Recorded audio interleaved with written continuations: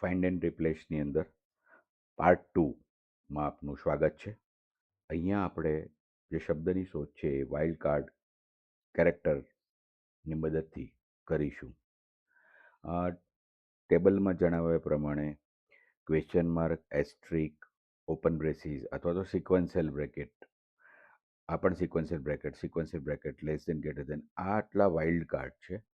અને એ વાઇલ્ડ કાર્ડનો આપણે કેવી રીતે ઉપયોગ કરી અને કોઈ શબ્દ શોધી શકીએ એ શીખીશું. તો પહેલો આપણો વાઇલ્ડ કાર્ડ છે ક્વેશ્ચન માર્ક. એમાં કોઈ એક સિંગલ કેરેક્ટર તમારે કોઈ શબ્દની અંદર ગમે તે હોય એને શોધવો હોય તો આપણે વચ્ચે ક્વેશ્ચન માર્ક લખીએ છીએ. દાખલા તરીકે અહીંયા બી શરૂઆતનો કેરેક્ટર છે, જી છેલ્લો કેરેક્ટર છે, પણ વચ્ચેનો કેરેક્ટર આપણને ખબર નથી. તો એવા શબ્દ તમારે ટેક્સ્ટમાંથી શોધવા હોય તો ક્વેશ્ચન માર્ક, પ્રશ્નાર્થ ચિહ્નનો વાઇલ્ડ કાર્ડ તરીકે ઉપયોગ કરી શકો. આ એસ્ટ્રિક છે, એની નંબર ઓફ કેરેક્ટર્સ, એટલે કે અહીંયા ઉદાહરણ જોઈએ તો શરૂઆતનો કેરેક્ટર એ છે, વચ્ચે આપણે એસ્ટ્રિક કર્યું છે અને પછી એચ લખ્યો છે. એનો અર્થ એવો થયો કે પહેલો કોઈ પણ શબ્દ હોય એનો પહેલો કેરેક્ટર એ હોવો જોઈએ, છેલ્લો કેરેક્ટર એચ હોય અને વચ્ચે એક કરતાં વધારે ગમે તેટલા અક્ષર હોય છતાં એવા શબ્દ શોધી શકાય. અહીંયા ગમે તે એક અક્ષર અને અહીંયા ગમે તેટલા અક્ષર, આ બરાબર ધ્યાન રાખશો. આને સ્ક્વેર બ્રેસીસ કહેવાય, સિક્વન્શિયલ બ્રેસીસ કહેવાય, ઓપન બ્રેસીસ કહી શકાય. એનો ઉપયોગ આપણે વાઇલ્ડ કાર્ડ તરીકે કેવી રીતે કરી શકાય તો વન ઓફ ધીસ કેરેક્ટર્સ, એટલે કે કૌંસની અંદર લખેલું કોઈ એક કેરેક્ટર જો મેચ થાય તો એવા શબ્દ શોધી શકાય. ઉદાહરણ તરીકે શરૂઆતમાં આપણે ટી લખ્યો છે અને છેલ્લે એન લખ્યો છે. એનો અર્થ કે કોઈ પણ શબ્દ શરૂઆતમાં ટી લખ્યું હોય અને છેલ્લે એન લખ્યું હોય, પરંતુ વચ્ચે એ અથવા આઈ શરૂઆતનો કેરેક્ટર નક્કી કરેલો છે, છેલ્લો કેરેક્ટર નક્કી કરેલો છે, પરંતુ આ બેમાંથી કોઈ પણ એક કેરેક્ટર હોય એવા શબ્દ શોધવા હોય તો આપણે આ સિક્વન્શિયલ બ્રેકેટને આ રીતે વાપરી શકીએ. તો એમાં અહીંયા જુઓ, અહીંયા વચ્ચેનો કેરેક્ટર એ છે, અહીંયા વચ્ચેનો કેરેક્ટર આઈ છે અને અહીંયા વચ્ચેનો કેરેક્ટર ઓ છે. તો આ શબ્દ નહીં શોધે, પરંતુ એ ટેન અને ટીન આ બંને શોધશે, કારણ કે અહીંયા આઈ છે અને અહીંયા એ છે. એવી જ રીતે સિક્વન્શિયલ બ્રેસીસની અંદર જો વચ્ચે હાઇફન લખીએ તો one of this character in a range એનો અર્થ કે આપણે શરૂઆતનો શબ્દ લખ્યો છે, એના પછી શરૂઆતનો કેરેક્ટર લખ્યો છે અને એના પછી હાઇફન કરીને છેલ્લો અક્ષર લખ્યો છે. આની વાત કરીએ તો આ કઈ રેન્જ થાય? બી, સી અને ડી. એનો અર્થ એ કે કોઈ પણ અક્ષર બીથી શરૂ થતો હોય, સીથી શરૂ થતો હોય કે ડીથી શરૂ થતો હોય તો એ અક્ષર જે શબ્દમાં હોય એ શોધી આપે, પરંતુ છેલ્લા બે અક્ષર ઓ અને ટી હોય, છેલ્લા બે કેરેક્ટર આપણે નક્કી કરેલા છે. તો માની લો કે આવું આપીએ તો અહીંયા બી છે એટલે ઓટી ફિક્સ છે, અહીંયા સી છે, સી રેન્જમાં આવેલું છે, અને અહીંયા આગળ ડી છે, આ ડી રેન્જમાં આવેલું છે, અને છેલ્લે ઓટી છે. ઓટી એટલે કારણ કે ઓટી આપણે અહીંયા નક્કી કરેલું છે. એવી જ રીતે સિક્વન્શિયલ બ્રેસીસની અંદર એક્સક્લેમેશનનો સાઇન, એટલે કે આશ્ચર્યકારક ચિહ્નનો ઉપયોગ કરી અને કોઈ એક કેરેક્ટર આપણે અહીંયા લખીએ છીએ. તેનો અર્થ નોટ થાય છે. નોટ એટલે ના, નોટ ધ સ્પેસિફિક કેરેક્ટર, એટલે કે જે કેરેક્ટર લખ્યું છે, જે અક્ષર લખ્યો છે, એ અક્ષર સિવાયના અક્ષર શોધી આપે. દાખલા તરીકે આપણે 3 અક્ષર ફિક્સ કર્યા છે યુએસટી, પરંતુ યુએસટી હોય પરંતુ એનો શરૂઆતનો અક્ષર ડીથી શરૂ થતો ન હોય. બરાબર મિત્ર, સમજો, એનો શરૂઆતનો અક્ષર ડીથી શરૂ થતો ન હોય તો અહીંયા રસ્ટ છે તો એમાં ડી નથી, યુએસટી છે. મસ્ટ છે તો એમાં ડી નથી, એમ છે, પણ છેલ્લે યુએસટી છે. પરંતુ ડસ્ટ છે તો આ નહીં શોધી આપે, કારણ કે એનો શરૂઆતનો અક્ષર ડી છે. યુએસટી છે, યુએસટી 3 આ શબ્દમાં છે, પરંતુ આ શબ્દની આગળ ડી છે એટલે આ શબ્દ શોધશે નહીં. એવી જ રીતે લેસ ધેન કરી અને જો કોઈ શબ્દ કૌંસમાં લખવામાં આવે, લેસ ધેન કરીને કોઈ શબ્દ કૌંસમાં લખવામાં આવે તો the beginning of A word, તો આ શબ્દ સમ એ શરૂઆતમાં આવે, સમની જગ્યાએ કોઈ પણ શબ્દ લખી શકાય પરંતુ કૌંસ કરવું ફરજિયાત છે. તો જે શબ્દ લખ્યો છે એ શબ્દ શરૂઆતમાં હોય અને બાકીના કેરેક્ટર ગમે તે હોય એવા શબ્દ શોધી આપે, એવા વર્ડ શોધી આપે. ઉદાહરણમાં આપણે જોઈએ તો અહીંયા શરૂઆતમાં સમ છે, પાછળ બોડી છે. અહીંયા સમ છે, અહીંયા પાછળ વે છે. અહીંયા સમ છે, પાછળ વોટ છે. તો આ લેસ ધેન પછી અહીંયા શબ્દ કૌંસમાં લખવાનો છે, બરાબર ધ્યાનમાં રાખજો. અને એ એવા શબ્દ શોધે કે જે શરૂઆતમાં હોય. એનાથી રિવર્સ, એનાથી ઊંધું, જે શબ્દ છેલ્લે હોય અને આગળના કેરેક્ટર ગમે તે હોય એવું શોધવું હોય તો આપણે આ ગ્રેટર ધેનનો સાઇન ઉપયોગ કરીએ છીએ. Greater than sign the end of the વર્ડની છેલ્લે હોય. દાખલા તરીકે અહીંયા કૌંસ કરીને આપણે લેસ લખ્યું છે અને ગ્રેટર ધેન સાઇન કર્યું છે, તો શરૂઆતનો અક્ષર બી છે, પાછળ લેસ છે. અહીંયા શરૂઆતના બે અક્ષર UN છે પણ પાછળ લેસ છે. અને એવી જ રીતે આપણે અહીંયા શરૂઆતનો અક્ષર ટાઈમ છે પણ અહીંયા લેસ છે. હવે મિત્રો આ જ વસ્તુ આપણે ઉદાહરણ સાથે જોઈએ તો હું Ctrl+H કરું છું અને એક એક વાઇલ્ડ કાર્ડની આપણે ચકાસણી કરીએ. વાઇલ્ડ કાર્ડનો ઉપયોગ આપણે જ્યારે પણ ફાઇન્ડ એન્ડ રિપ્લેસમાં કરીએ ત્યારે એક વસ્તુ ખાસ ધ્યાનમાં રાખવાની કે Ctrl+H કે Ctrl+F કર્યા પછી જો વાઇલ્ડ કાર્ડનો આપણે ઉપયોગ કરવાના હોઈએ તો અહીંયા યુઝ વાઇલ્ડ કાર્ડ આ વિકલ્પ ચોક્કસથી પસંદ કરવો. હવે હું અહીંયા લેસ કરું છું. પહેલો કેરેક્ટર આપણે ચેક કરવો છે, પહેલું વાઇલ્ડ કાર્ડ આપણે ચેક કરવું છે. એમાં ઉદાહરણ તરીકે જે છે એ જ હું અહીંયા લખું છું. અહીંયા હું લખું છું B ? જી. આપણે જે સમજ્યા એ પ્રમાણે એને શોધવાનું કહીએ છીએ. તો અહીંયા ફાઇન્ડમાં શોધ્યું, બિગમાં શોધ્યું, બગમાં યુ ગમે તે કેરેક્ટર છે અને BX આમાં ગમે તે કેરેક્ટર છે. ફાઇન્ડ નેક્સ્ટ, અહીંયા ગમે તે કેરેક્ટર છે. અહીંયા સેમ વસ્તુ અહીંયા મેં ફરી આપને સમજાવવા માટે લખેલી છે. હવે આપણે બીજો કેરેક્ટર શોધીએ. તો અહીંયા મેં વાઇલ્ડ કાર્ડ વિકલ્પ પસંદ કર્યો છે એટલે ફરી મોરમાં મારે જઈ અને પસંદ કરવાનું રહેતું નથી. અહીંયા ઓલરેડી પસંદ છે જ. તો હું અહીંયા બીજો કેરેક્ટર લખું છું એસ્ટ્રિક. આ જ ઉદાહરણ હું ફરી લખું છું AH વાળું. તો Ctrl+C કરી અને અહીંયા હું Ctrl+V કરું છું અને ફાઇન્ડ નેક્સ્ટ કરું છું. યસ, શરૂઆતથી આ શોધ્યું. ફાઇન. નેક્સ્ટ ઉદાહરણ આપણે જોઈએ A*H મેં લખ્યું છે. હું ફાઇન્ડ નેક્સ્ટ કરું છું તો આ રીતે એ શોધશે. પહેલો કેરેક્ટર A છે, છેલ્લો કેરેક્ટર H છે, એ રીતે શોધશે. જોઈએ, જો શરૂઆત તો કેરેક્ટર A છે અને છેલ્લો કેરેક્ટર અહીંયા H. હું નેક્સ્ટ કરીશ તો એ રીતે બદલશે કારણ કે છેલ્લો કેરેક્ટર H છે.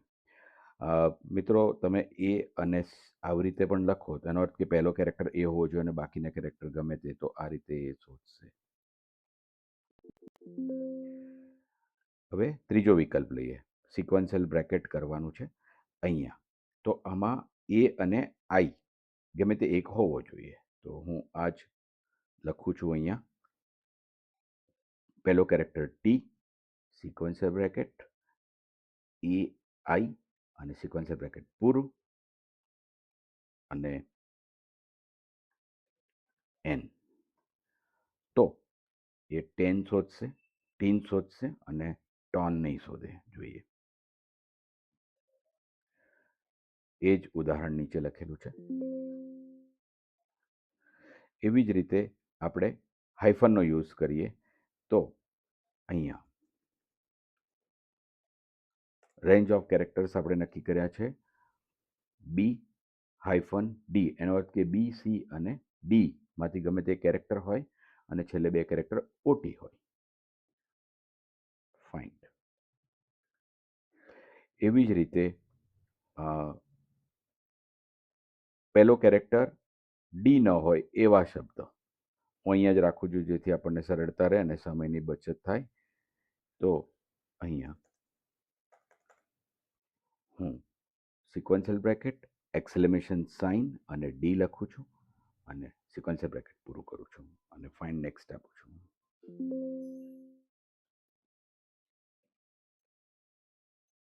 સોરી, મારે યુએસટી લખવાનું રહી ગયું એટલે નોટ ફાઉન્ડ મેસેજ આવ્યો. યુએસટી આપણે લખીએ, find next. UST, find next, find next. પણ ડસ્ટ નહીં શોધે.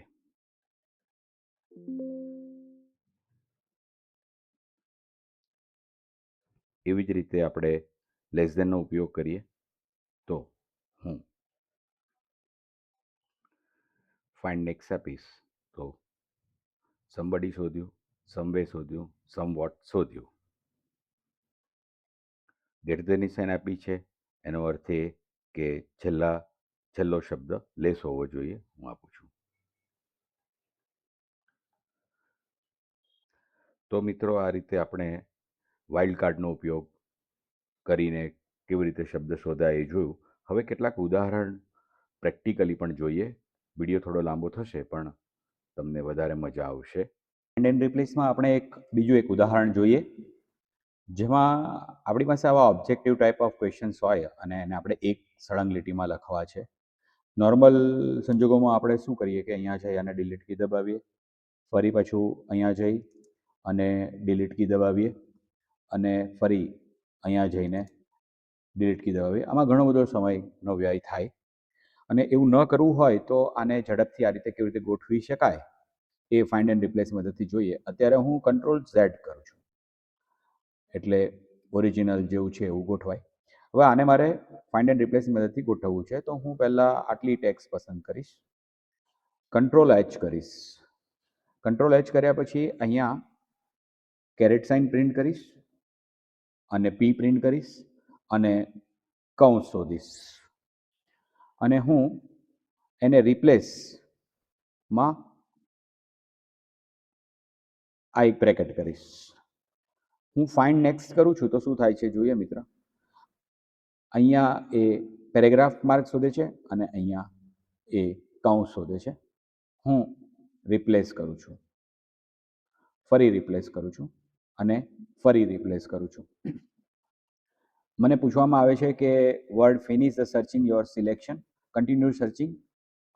હવે મારે બીજામાં કરવું છે તો મારું સિલેક્શન પૂરું થઈ ગયું છે તો અહીંયા નો કહું છું. તો મિત્રો, આ રીતે ઝડપથી આપણે આ રીતે લખેલું હોય એને ફાઇન્ડ એન્ડ રિપ્લેસની મદદથી ગોઠવી શકીએ. હવે બીજું એક એક્ઝામ્પલ એવી જ રીતનું આપણે જોઈએ. ફાઇન્ડ એન્ડ રિપ્લેસનું આપણે એક બીજું ઉદાહરણ જોઈએ કે ઘણીવાર આપણે કોઈ ફાઇલ અથવા કોઈ ટેક્સ્ટ નેટ પરથી ડાઉનલોડ કરેલી હોય અને એમાં ટેક્સ્ટ આ રીતે ગોઠવાયેલી હોય. હવે આપણે આને આ જે રેડ કલરનું છે એ તમને સમજણ પડે એટલે જ કે આને કન્ટિન્યુઅસ એક સરખી ટેક્સ્ટમાં આપણે ગોઠવવું છે તો આપણે ફાઇન્ડ એન્ડ રિપ્લેસની મદદથી સરસ રીતે ગોઠવી શકીએ. તો આ કેવી રીતે કરી શકાય એ મિત્રો આપણે જોઈએ.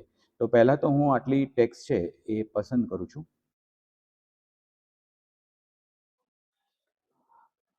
હવે કંટ્રોલ એચ કરું છું અને આપણે જે પેરેગ્રાફ માર્કર રિમૂવ કરવું છે તો એના માટે હું કેરેટ અને પી કેરેક્ટર છે.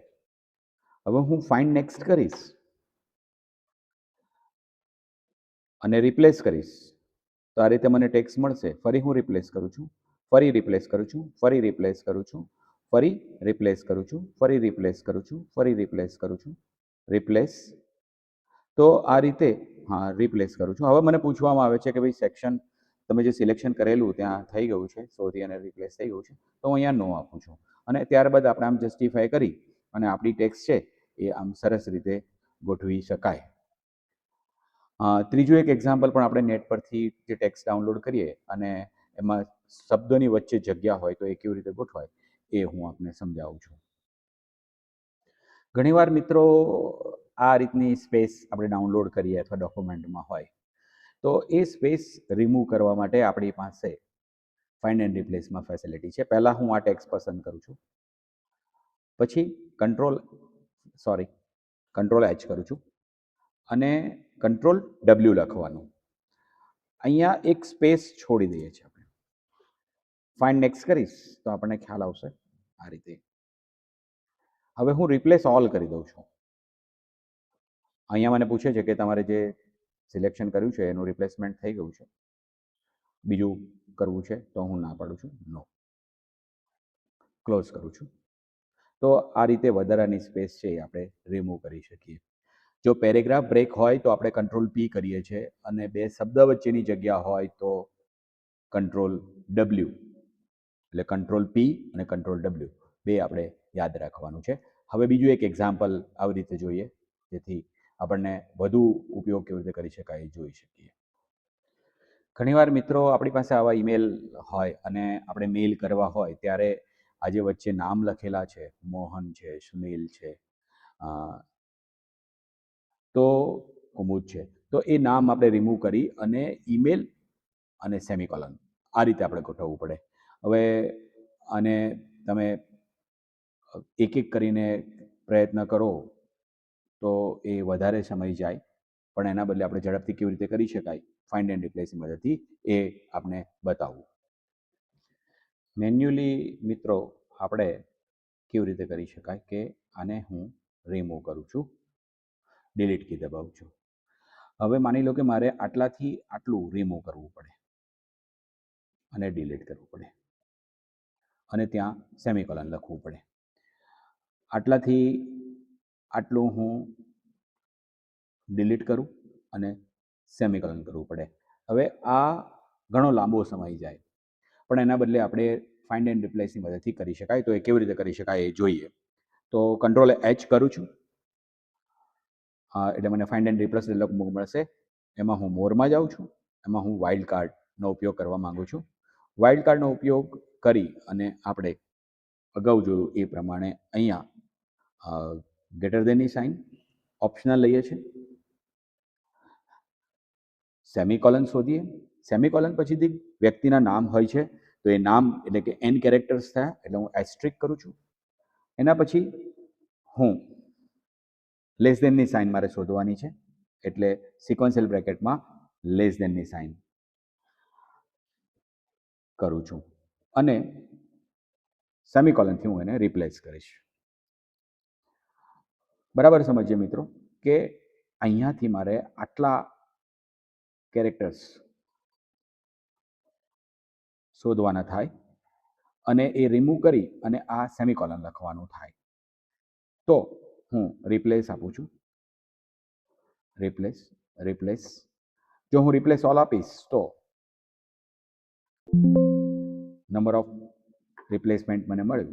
હવે આપણે જોઈએ તો આ રીતે સેમિકોલનથી નામ, email ID, semicolon, email ID, semicolon, તો આ રીતે આપણે કરી શકીએ. તો હું માનું છું કે તમને ફાઇન્ડ એન્ડ રિપ્લેસ હવે બરાબર ફાવશે, અને આ જે ટ્રિક્સ મેં તમને બતાવી એ પ્રમાણે તમે કામ કરશો અને આવી નવી ટ્રિક્સ શોધશો. આભાર.